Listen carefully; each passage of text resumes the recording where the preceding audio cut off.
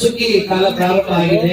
ಸಂಕ್ರಾಂತಿಯನ್ನ ಎರಡು ಒಳ್ಳೆಯ ಸಂದೇಶವನ್ನ ನಾವು ಕೊಟ್ಟಿದ್ದೇವೆ ನೋಡಿ. ಎರಡು ಬಹಳ ಮುಖ್ಯ. ಒಬ್ಬ ವ್ಯಕ್ತಿಗೆ ಮನುಷ್ಯ ಇದ್ದ ಕಡೆ ಗಲೀಜಿರುತ್ತೆ, ತ್ಯಾಜ್ಯ ಇರುತ್ತೆ, ಕಸ ಇರುತ್ತೆ. ನನಗೆ ಎಷ್ಟೋ ಸಾರಿ ಎನಿಸಿದೆ ನಾವೆಂತ ದಡ್ಡರು ಅಂತ. ಕಸನೂ ಕೂಡ ಒಬ್ಬ ಲಕ್ಷ್ಮಿ ಅನ್ನೋದನ್ನ ನೀವು ಮರಿಬಾರ್ದು. ಈ ವಿಚಾರ ನಾನು ನಾರಾಯಣಗೌಡ್ರ ಹತ್ರ ಮಾತಾಡ್ತಾ ಪ್ರಾಸಂಗಿಕವಾಗಿ ಹೇಳಿದೆ. ನಮ್ಮ ನಾರಾಯಣಗೌಡರಿಗೆ ನೀವೆಲ್ಲರೂ ಪರವಾಗಿ ಅಭಿನಂದಿಸಲಿಕ್ಕೆ ಇಷ್ಟಪಡ್ತೀನಿ. ಯಾಕೆ ಅಂದ್ರೆ ರಾಜ್ಯಕ್ಕೆ, ದೇಶಕ್ಕೆ ಮಾದರಿ ಆಗಿರ್ತಕ್ಕಂಥ ರೈತರು ಅಂದ್ರೆ ನಮ್ಮ ಕೋಲಾರದ ರೈತರು. ಕೆಸಿ ವ್ಯಾಲಿ ಬಂದ ನಂತರದಲ್ಲಿ ಅದು ಒಳ್ಳೆದು ಕೆಟ್ಟದ ಬಗ್ಗೆ ನಾನು ಮಾತಾಡಕ್ ಹೋಗುದಿಲ್ಲ. ವೇದಿಕೆಯ ಮುಂಭಾಗದಲ್ಲಿ ಇರ್ತಕ್ಕಂಥ ಎಲ್ಲ ಅತಿ ಗಣ್ಯರೇ, ಮಾಧ್ಯಮದ ಮಿತ್ರರೇ ಹಾಗೂ ಸಾರ್ವಜನಿಕ ಬಂಧುಗಳೇ, ಮೊದಲಿಗೆ ವಿಶ್ವ ರೈತ ದಿನಾಚರಣೆಯ ಸಂದರ್ಭದಲ್ಲಿ ಇಲ್ಲಿ ನೆರೆದಿರ್ತಕ್ಕಂಥ ಎಲ್ಲ ರೈತ ಬಂಧುಗಳಿಗೆ, ವಿಶೇಷವಾಗಿ ಮಹಿಳೆಯರಿಗೆ ಹೃತ್ಪೂರ್ವಕವಾದಂತಹ ಶುಭಾಶಯಗಳನ್ನ ಹೇಳಲಿಕ್ಕೆ ಬಯಸ್ತೇನೆ. ನನಗೆ ಇಲ್ಲಿಗೆ ಬರುವಂತಹ ಸಂದರ್ಭದಲ್ಲಿ ನೋಡ್ತಾ ಇದ್ರೆ ಆದ್ರೆ ನಮಗೆ ಸುಗ್ಗಿ ಕಾಲ ಪ್ರಾರಂಭ ಆಗಿದೆ. ಸಂಕ್ರಾಂತಿಯನ್ನ ಅತ್ಯಂತ ಹೃದಯ ಸ್ಪರ್ಶಿಯಾಗಿ ಆಹ್ವಾನ ಮಾಡಿಕೊಳ್ಳುವ ಮೂಲಕ ಹೊಸ ವರ್ಷ ನಮ್ಮ ರೈತಾಪಿ ವರ್ಗದ ಅವರ ಜೀವನ ಎಲ್ಲವೂ ಕೂಡ ಸುಮಧುರವಾಗಿರಲಿ ಅಂತಕ್ಕಂಥದ್ದು ಏನು ನಮ್ಮ ರೈತ ಸಂಘದ ಸಂಘಟಕರ ಆಶಯ ಇದೆ. ಆ ಆಶಯ ದೇವರ ಇಚ್ಛೆಯಿಂದ ಎಲ್ಲವೂ ಕೂಡ ನೆರವೇರಲಿ ಅಂತ ಹೇಳ್ತಾ, ಈಗಾಗಲೇ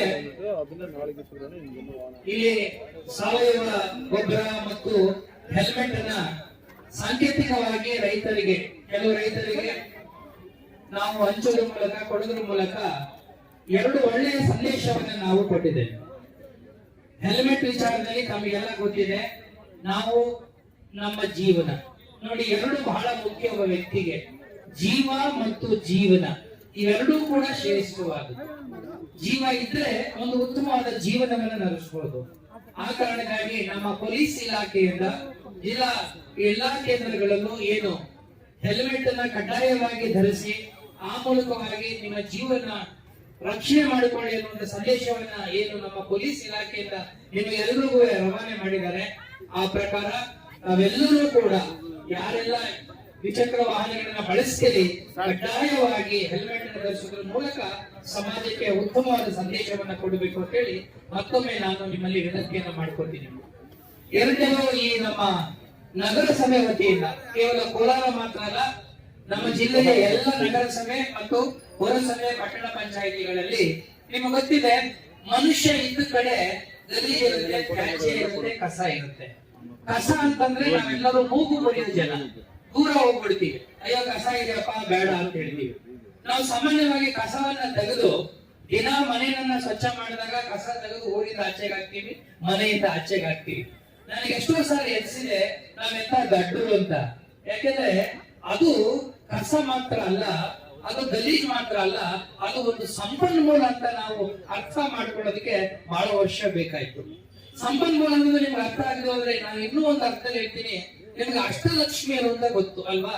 ಹೆಣ್ಮಕ್ಳು ಜಾಸ್ತಿ ಇದ್ದೀರಿ ನೀವು. ಕಸನೂ ಕೂಡ ಒಬ್ಬ ಲಕ್ಷ್ಮಿ ಅನ್ನೋದನ್ನ ನೀವು ಮರಿಬಾರ್ದು. ಕಸದಿಂದ ರಸ ಮಾಡೋದನ್ನ ನಿಮಗೆ ನಾರಾಯಣಗೌಡರು ಹೇಳಿದ್ರು.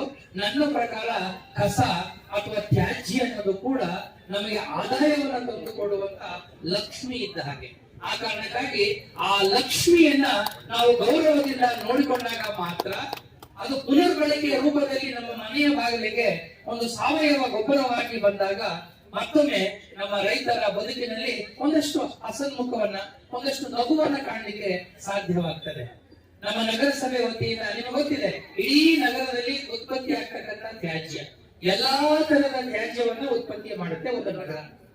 ಆ ಎಲ್ಲ ತ್ಯಾಜ್ಯಗಳನ್ನ ಸಂಗ್ರಹಿಸಿ, ಬೇರ್ಪಡಿಸಿ, ನಂತರ ವೈಜ್ಞಾನಿಕವಾಗಿ ಅವುಗಳನ್ನ ಸಂಸ್ಕರಣೆ ಮಾಡಿ ಮತ್ತು ಪ್ರಯೋಗಾಲಯದಲ್ಲಿ ಅದನ್ನ ಸಂಪೂರ್ಣವಾಗಿ ಅದನ್ನ ಎಕ್ಸ್ಪೆರಿಮೆಂಟ್ ಮಾಡಿಸಿ ಟೆಸ್ಟ್ ಮಾಡಿಕೊಂಡು ನಂತರ ಇದರೊಳಗಡೆ ಏನೆಲ್ಲ ಕಂಟೆಂಟ್ಸ್ ಇದೆ, ಈ ಗೊಬ್ಬರವನ್ನ ರೈತರುಗಳು ಉಪಯೋಗಿಸೋದ್ರಿಂದ ಏನ್ ಅನುಕೂಲ ಆಗುತ್ತೆ ಅನ್ನೋದೆಲ್ಲವೂ ಕೂಡ ವೈಜ್ಞಾನಿಕವಾಗಿ ನಾವು ಅದನ್ನ ಪರೀಕ್ಷೆ ಮಾಡಿಸಿ ಈ ಒಂದು ಕೋಲಾರದಲ್ಲಿ ಕೋಲಾರ್ ಅಗ್ರಿ ಗೋಲ್ಡ್ ಅಂತಕ್ಕಂಥ ಸಾವಯವ ಗೊಬ್ಬರವನ್ನ ನಾವು ಮಾರಾಟವನ್ನ ಮಾಡ್ತಾ ಇದ್ದೀವಿ, ಅತ್ಯಂತ ಕಡಿಮೆ ರಿಯಾಯಿತಿ ದರದಲ್ಲಿ. ಈ ವಿಚಾರ ನಾನು ನಾರಾಯಣಗೌಡ್ರ ಹತ್ರ ಮಾತಾಡ್ತಾ ಪ್ರಾಸಂಗಿಕವಾಗಿ ಹೇಳಿದೆ. ಆದ್ರೆ ಅದ್ರ ಬಗ್ಗೆ ಅವರಿಗೆ ಹೆಚ್ಚು ಮಾಹಿತಿ ಇರಲಿಲ್ಲ. ತಕ್ಷಣ ಹೇಳಿದ್ರು, ಇಲ್ಲ ಸರ್, ನಮ್ಮ ರೈತ ದಿನಾಚರಣೆಯ ಸಂದರ್ಭದಲ್ಲಿ ನಾವು ಇದನ್ನ ಮತ್ತಷ್ಟು ಹೆಚ್ಚು ರೈತರ ಗಮನಿಗೆ ತರೋಣ ಒಂದು ಮಾತು ಹೇಳಿದ್ರು. ಇನ್ನೊಂದು ಒಳ್ಳೆಯ ಸಲಹೆಯನ್ನು ಕೊಟ್ಟರು. ತಾವು ಎಪಿಎಂಸಿ ನಲ್ಲಿ ಬರ್ತಕ್ಕಂಥ ರೈತರಿಗೆ ನೀವೇನಾದ್ರೂ ಒಂದಷ್ಟು ಜಾಗೃತಿ ಮೂಡಿಸೋದಾದ್ರೆ ಅಲ್ಲಿ ರೈತರಿಗೆ ಹೆಚ್ಚಿನ ಪ್ರಮಾಣದಲ್ಲಿ ಅನುಕೂಲ ಆಗುತ್ತೆ ಅನ್ನೋ ಮಾತನ್ನ ಹೇಳಿದ್ರು. ಅವರ ಒಂದು ಸಲಹೆಯ ಮೇರೆಗೆ ನಾನು ನಮ್ಮ ಕಮಿಷನರ್ ಆಗಿ ನಿರ್ದೇಶನವನ್ನು ಕೊಟ್ಟು ಸದ್ಯದಲ್ಲೇ ನಾವು ಆ ಇಡೀ ಎಪಿಎಂಸಿ ನಮ್ಮ ಜಿಲ್ಲೆಯ ಎಲ್ಲಾ ಎಪಿಎಂಸಿಗಳಲ್ಲೂ ಕೂಡ ಈ ರೀತಿ ಒಂದು ಔಟ್ಲೆಟ್ ಅಂದ್ರೆ ಈ ಗೊಬ್ಬರವನ್ನ ಮಾರ್ತಕ್ಕಂತ ಒಂದು ಅಂಗಡಿ ಮಳಿಗೆಯನ್ನ ನಾವೆಲ್ಲಾ ಎಪಿಎಂಸಿ ಮಾರುಕಟ್ಟೆಗಳಿಗೆ ತೆಗೆಯುವ ಕೆಲಸವನ್ನ ನಾವು ಮಾಡ್ತಾ ಇದ್ದೇವೆ. ನೋಡಿ, ಕೋಲಾರದಲ್ಲಿ ಅಗ್ರಿ ಗೋಲ್ಡ್ ಅಂತ ನಾವು ಮಾಡಿದ್ದೇವೆ. ನಮ್ಮ ಮುಳಬಾಗಿಲಿನಲ್ಲಿ ಸೂರ್ಯ ಗೋಲ್ಡ್ ಅಂತ ಮಾಡಿದ್ದಾರೆ. ಅದೇ ರೀತಿ ನಮ್ಮ ಬಂಗಾರಪೇಟೆನಲ್ಲಿ ಜೀವಧಾರೆ ಅಂತ ಮಾಡಿದ್ದಾರೆ. ಕೆಜಿಎಫ್ ನಲ್ಲಿ ಕೆಜಿಎಫ್ ಗೋಲ್ಡ್ ಅಂತ ಮಾಡಿದ್ದಾರೆ. ಅಂದ್ರೆ ನಮ್ಮ ನಗರದ ಸ್ಥಳೀಯ ಸಂಸ್ಥೆಗಳು ಅವರೇ ಉತ್ಪತ್ತಿ ಮಾಡ್ತಾ ಇಲ್ಲ, ಸಾರ್ವಜನಿಕರು ನಗರಗಳಲ್ಲಿ ಉತ್ಪತ್ತಿ ಮಾಡಿದ ತ್ಯಾಜ್ಯವನ್ನ ಬಳಸಿಕೊಂಡು ಆ ಮೂಲಕ ನಗರಸಭೆಗೂ ಆದಾಯ ಬರುತ್ತದೆ. ಅದರ ಜೊತೆಯಲ್ಲಿ ರೈತರ ಹೊಲಗಳಲ್ಲಿ ಗದ್ದೆಗಳಲ್ಲಿ ಒಂದಷ್ಟು ಬೆಳೆಗಳು ನಡೆಸಲಿಸುವಕ್ಕೆ ಸಾಧ್ಯವಾಗಿದೆ. ವಿಶೇಷವಾಗಿ ನಮ್ಮ ರೈತರು ನೋಡಿ, ಇಷ್ಟೊಂದು ತರಕಾರಿಗಳು ಹಣ್ಣುಗಳು ಬೆಳೀತಾ ಇದೆ. ಆ ಹಣ್ಣು ತರಕಾರಿ ಬೆಳೆಯಲಿಕ್ಕೆ ಈ ಒಂದು ಗೊಬ್ಬರ ಅತ್ಯಂತ ಉತ್ತಮವಾದಂತಹ ಗೊಬ್ಬರವಾಗಿದೆ. ಅದನ್ನು ಬಳಸಬೇಕು ಅಂತ ಹೇಳಿ ಈ ಸಂದರ್ಭದಲ್ಲಿ ನಾನು ಹೇಳಲಿಕ್ಕೆ ಬಯಸ್ತೇನೆ. ಮತ್ತೆ ಇನ್ನೊಂದು, ನಮ್ಮ ಏನು SWM ಸೈಟ್ ಇದೆ, ನಮ್ಮ ಕೋಲಾರಕ್ಕೆ ನಗರಸಭೆಗೆ ಸಂಬಂಧಪಟ್ಟ ಹಾಗೆ ಎದ್ರಳ್ಳಿ ಹತ್ರ ನಮ್ದು ಸೈಟ್ ಇದೆ. ಅಲ್ಲಿ ನಾವು ಸಂಸ್ಕರಣೆ ಮಾಡ್ತಾ ಇದೀವಿ. ಅಲ್ಲಿ ಈಗಾಗಲೇ ಸರ್ಕಾರ ಅಲ್ಲಿ ಒಂದು CNG ಗ್ಯಾಸ್ ಪ್ರೊಡ್ಯೂಸ್ ಮಾಡತಕ್ಕಂತ ಒಂದು ಪ್ಲಾಂಟ್ ಅನ್ನ ಕೂಡ ಅಪ್ರೂವ್ ಮಾಡಿದೆ. ಈ CNG ಗ್ಯಾಸ್ ನ ಹೇಗೆ ಉತ್ಪತ್ತಿ ಮಾಡ್ತೇವೆ ಅಂತಂದ್ರೆ, ಮತ್ತೆ ಈ ನಗರಗಳಲ್ಲಿ ಉತ್ಪತ್ತಿ ಆಗುವಂತ ತ್ಯಾಜ್ಯವನ್ನ ಬಳಸಿಕೊಂಡು ನಾವು ಅದನ್ನ ಮಾಡ್ತಾ ಇದ್ದೇವೆ. ಸುಮಾರು 150 ಟನ್ ತ್ಯಾಜ್ಯ ನಮಗೆ ಬೇಕು ಅಲ್ಲಿ ಈ ಒಂದು CNG ಗ್ಯಾಸ್ ನ ಉತ್ಪತ್ತಿ ಮಾಡ್ಲಿಕ್ಕೆ. ಅಷ್ಟು ತ್ಯಾಜ್ಯ ನಮ್ಮ ಎಲ್ಲ ನಗರಗಳಲ್ಲಿ, ವಿಶೇಷವಾಗಿ ನಾವು ಈ ಕೋಲಾರ ಮತ್ತು ವೇಮಗಲ್ಲನ್ನ ನಾವು ಸೇರಿಸ್ಕೊಂಡಿದೀವಿ, ಮಾಲೂರು ಕೂಡ ಅಲ್ಲಿಗೆ ಸೇರಿಸ್ಕೊಂಡಿದೀವಿ. ಯಾಕಂದ್ರೆ ತುಂಬಾ ದೂರ ಆದ್ರೆ ಟ್ರಾನ್ಸ್ಪೋರ್ಟೇಶನ್ ಪ್ರಾಬ್ಲಮ್ ಆಗುತ್ತೆ ಅಂತ. ಇದ್ರ ಜೊತೆನಲ್ಲಿ ನಮಗೆ ಕಡಿಮೆ ಆಗಿರ್ತಕ್ಕಂಥ ತ್ಯಾಜ್ಯವನ್ನ ಎಪಿಎಂಸಿ ನ ಬಳಸ್ಕೊಳ್ಳೋ ಪ್ರಯತ್ನವನ್ನು ಮಾಡ್ತಾರೆ. ಎಪಿಎಂಸಿ ನಲ್ಲಿ ನಮಗೆ ಗೊತ್ತಿದೆ, ಅಲ್ಲಿ ತರಕಾರಿ ವಿಶೇಷವಾಗಿ ಎಲ್ಲ ರೀತಿಯಾದಂತ ಈ ತರಕಾರಿ ತ್ಯಾಜ್ಯ ಉತ್ಪತ್ತಿ ಆಗೋದ್ರಿಂದ ಇದುವರೆಗೂ ಆ ತ್ಯಾಜ್ಯ ಅದು ಸಂಪರ್ಕಕ್ಕೆ ಬರ್ತಾ ಇರಲಿಲ್ಲ ಅಥವಾ ಮರು ಸಂಸ್ಕರಣೆ ಆಗ್ತಾ ಇರಲಿಲ್ಲ. ಈಗ ಅದನ್ನು ಬಳಸಿಕೊಂಡು ನಾವು CNG ಗ್ಯಾಸ್ ಅನ್ನ ಉತ್ಪತ್ತಿ ಮಾಡತಕ್ಕಂತ ಒಂದು ವೈಜ್ಞಾನಿಕವಾದ ರೀತಿಯಲ್ಲಿ ಅದನ್ನ ಕೆಲಸವನ್ನ ನಮ್ಮ ಸರ್ಕಾರ ಮಾಡ್ತಾ ಇದೆ. ಅದರಿಂದ ಮುಂದಿನ ದಿನಗಳಲ್ಲಿ ನಮ್ಮ ರೈತರಿಗೂ ಕೂಡ ವಿಶೇಷವಾದ ಅನುಕೂಲ ಆಗುತ್ತೆ ಅನ್ನೋ ಮಾತನ್ನ ನಾನು ಹೇಳಲಿಕ್ಕೆ ಬಯಸ್ತೇನೆ. ಮತ್ತು ರೈತರ ಬಗ್ಗೆ ನಾನೇನು ವಿಶೇಷವಾಗಿ ಹೇಳಬೇಕಾಗಿಲ್ಲ. ರೈತರು ಇದ್ದ ಕಡೆ ಸಾಮಾನ್ಯವಾಗಿ ನಾವು ಯಾವಾಗ ಏನಂತೀವಿ, ರೈತ ಅನ್ನೋರು ಇದ್ದರೆ ಅಲ್ಲಿ ಒಂದು ರೀತಿಯಾದಂತಹ ಸಂಭ್ರಮ ಇರಬೇಕು. ಇವತ್ತು ನಾನು ನಮ್ಮ ನಾರಾಯಣಗೌಡರಿಗೆ ನೀವೆಲ್ಲರೂ ಪರವಾಗಿ ಅಭಿನಂದಿಸಲಿಕ್ಕೆ ಇಷ್ಟಪಡ್ತೀನಿ. ಯಾಕೆ ಅಂದ್ರೆ ಈ ಕಾರ್ಯಕ್ರಮ ಅವರು ಈ ನಮ್ಮ ರಂಗಮಂದಿರದಲ್ಲಿ ಮಾಡಿದ್ರೆ ಅದಕ್ಕೆ ಅರ್ಥವಿರ್ತಿರ್ಲಿಲ್ಲ. ಇನ್ನೆಲ್ಲೋ ಒಂದು ಕಾರ್ಯಕ್ರಮ ಮಾಡಿದ್ರೆ ಅರ್ಥ ಆಗ್ತಾ ಇಲ್ಲ. ರೈತರ ನಡುವೆ ಅವರ ಮಾರುಕಟ್ಟೆನಲ್ಲಿ ಅವ್ರ ಜೊತೆ ಕೂತು ಅವರ ಸಮಸ್ಯೆಗಳ ಬಗ್ಗೆ ಮಾತಾಡೋದು, ಅವರ ಕಷ್ಟ ಸುಖಗಳ ಬಗ್ಗೆ ಚರ್ಚೆ ಮಾಡೋದಿದೆಯಲ್ಲ, ಇದು ನನ್ನ ಪ್ರಕಾರ ನಿಜವಾಗ್ಲೂ ನಾವು ಮಾಡ್ತಕ್ಕಂಥ ಕೆಲಸ. ನೀವು ಮಾಡಿದ್ದೀರಿ, ಅದಕ್ಕೆ ರೈತ ಸಂಘದ ಎಲ್ಲರನ್ನೂ ಕೂಡ ಈ ಸಂದರ್ಭದಲ್ಲಿ ನಾನು ಅಭಿನಂದಿಸಲಿಕ್ಕೆ ನಾನು ಇಷ್ಟಪಡ್ತೇನೆ. ರೈತರು ನನ್ನ ಮೇಲೆ ಸಾಮಾನ್ಯವಾಗಿ ನಿಮಗೆ ಗೊತ್ತಿದೆ, ಇಡೀ ಜಗತ್ತು ಇಡೀ ದೇಶದ ಒಂದು ಭಾರ ಅವ್ರ ಮೇಲೆ ಇರ್ತದೆ. ಅವರು ನಿಜ ನಮಗೆಲ್ಲರೂ ಅನ್ನದಾತರು. ಕೋಲಾರ ಅಂತಂದ ಮೇಲೆ ನಿಮಗೆ ನಮ್ಮಲ್ಲಿ ನದಿನೇ ಇರತಕ್ಕಂತ ಜಿಲ್ಲೆಗಳಲ್ಲಿ ಕೋಲಾರ ಕೂಡ ಒಂದು. ನದಿ ಇಲ್ಲದೆ ಹೋದ್ರು ಕೂಡ ನಮ್ಮ ಕೆರೆಗಳು ನಮ್ಮ ಜೀವನಕ್ಕೆ ಬಹಳ ದೊಡ್ಡ ಒಂದು ಜೀವನಾಡಿಗಳಾಗಿದೆ. ಕೆರೆಗಳು ನಮ್ಮ ಸಾಂಸ್ಕೃತಿಕ ಬದುಕನ್ನು ಕಟ್ಟಿಕೊಟ್ಟಿದೆ, ನಮ್ಮ ಸಾಮಾಜಿಕ ಬದುಕನ್ನು ಕಟ್ಟಿಕೊಟ್ಟಿದೆ, ಆರ್ಥಿಕವಾದ ಜೀವನವನ್ನ ಕಟ್ಟಿಕೊಟ್ಟಿದೆ. ಈ ಕೆರೆಗಳನ್ನ ಉಪಯೋಗಿಸಿಕೊಂಡು ನೀರನ್ನ ಹನಿ ಹನಿಯಾಗಿ ಅಮೃತದ ರೀತಿಯಲ್ಲಿ ಬಳಸಿಕೊಳ್ಳುವ ರೀತಿಯಲ್ಲಿ ಇಡೀ ರಾಜ್ಯಕ್ಕೆ, ದೇಶಕ್ಕೆ ಮಾದರಿಯಾಗಿರ್ತಕ್ಕಂಥ ರೈತರು ಅಂದ್ರೆ ನಮ್ಮ ಕೋಲಾರದ ರೈತರು.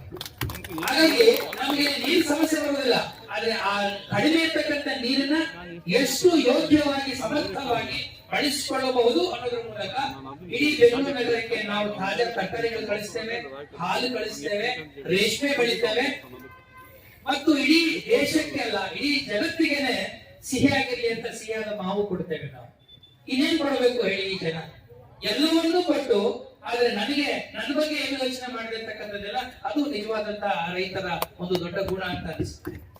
ಇಂಥ ರೈತರನ್ನ ನಾವು ಹಾಗೆ ಕೈ ಬಿಡಬಾರ್ದು. ಅವರ ಜೀವನ ಹಸನಾಗಬೇಕಾದ್ರೆ, ಅವರ ಬದುಕು ಹಸನಾಗಬೇಕಾದ್ರೆ ಈ ರೈತರ ಮತ್ತು ಕೃಷಿಗೆ ಸಂಬಂಧಪಟ್ಟಂತ ಅನೇಕ ಸಮಸ್ಯೆಗಳಿದೆ. ಆ ಸಮಸ್ಯೆಗಳು ಬಗೆಹರಿಸುವ ದಿಕ್ಕಿನಲ್ಲಿ ನಾವೆಲ್ಲರೂ ಒಟ್ಟುಗೂಡಬೇಕು ಅನ್ನೋ ಮಾತನ್ನ ನಾನು ಹೇಳ್ತೇನೆ. ನಿಜ, ಈಗ ರೈತರ ವಿಚಾರದಲ್ಲಿ ಬಂದಾಗ ನೀರಿನ ವಿಚಾರ ಆಗ್ಬಹುದು, ಅಥವಾ ಈಗ ನಿಮ್ಗೆ ಗೊತ್ತಿದೆ, ನಾನು ಮೊನ್ನೆ ಕೂಡ ಯೋಚನೆ ಮಾಡ್ತಾ ಇದ್ದೆ, KC ವ್ಯಾಲಿ ಬಂದ ನಂತರದಲ್ಲಿ ಅದು ಒಳ್ಳೆದು ಕೆಟ್ಟದ ಬಗ್ಗೆ ನಾನು ಮಾತಾಡಕ್ ಹೋಗುದಿಲ್ಲ. ಆದ್ರೆ ನಾನು ಮೊನ್ನೆ ಇಲ್ಲಿ ನಮ್ಮ ಗಾಂಧಿನಗರದಲ್ಲಿ ಕೆರೆಯ ಪಕ್ಕದಲ್ಲೇನೆ ಒಂದು ಬೋರ್ ತೆಗೆದ್ರು ನಮ್ಮ ನಿಗಮದಿಂದ. ಆ ಬೋರ್ ನಲ್ಲಿ 130 ಅಡಿಯಿಂದ 300 ಅಡಿಗೆ ನೀರು ಬಂದಿದೆ.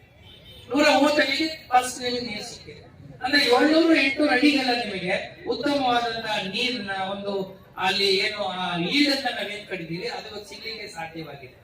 ನಿಜ, ನನಗೆ ಗೊತ್ತು ರೈತರ ಜೀವನ ಅಷ್ಟು ಸುಲಭ ಅಲ್ಲ. ಯಾಕಂದ್ರೆ ಹವಾಗುಣದ ವಿಚಾರಗಳು ಬಂದಾಗ, ಮಳೆ ವಿಚಾರಗಳು ಬಂದಾಗ, ಶೀತಗಾಳಿಗಳು ಬಂದಾಗ ನಾವು ಒಂದ್ಸರಿ ಬಿತ್ತನೆಯಿಂದ ರೈತರಿಗೆ ಮೋಸ ಆಗೋಗುತ್ತೆ. ಬಿತ್ತನೆಯ ಬೀಜ ಒಳ್ಳೆಯ ಬೀಜ ಸಿಕ್ಕದೆ ಹೋದ್ರೆ, ಗೊಬ್ಬರಗಳು ಸರಿಯಾಗಿ ಹಾಕದೆ ಹೋದ್ರೆ, ನೀರು ಸರಿಯಾಗಿ ನಾವು ಆರೈಕೆ ಮಾಡದೆ ಹೋದ್ರೆ, ಇಷ್ಟೆಲ್ಲ ಮಾಡ್ಕೊಂಡು ಒಳ್ಳೆ ಬೆಳೆ ಬಂದಿದೆ ಅನ್ನುವಾಗ ಕೆಲವು ಕೀಟಗಳು, ರೋಗಗಳು ಕಾಡುತ್ತವೆ. ಇದನ್ನು ತಪ್ಪಿಸ್ಕೊಂಡು ಮುಂದೆ ಹೋಗಿ ಒಳ್ಳೆ ಬೆಳೆ ಬಂದಿದೆ ಅಂತಂದಾಗ ಮಧ್ಯವರ್ತಿಗಳು, ಮಾರ್ಕೆಟ್ ಸಮಸ್ಯೆಗಳು ಬರುತ್ತೆ. ಸೊ ಹೆಚ್ಚಿಗೂ ಸವಾಲುಗಳನ್ನ ಎದುರಿಸಬೇಕಾದಂತ ಅನಿವಾರ್ಯ ಸ್ಥಿತಿನಲ್ಲಿ ಇವತ್ತು ನಮ್ಮ ರೈತರಿದ್ದಾರೆ ಅನ್ನೋದು ಅತ್ಯಂತ ನಮಗೆಲ್ಲರೂ ಕೂಡ ಬೇಸರದ ಒಂದು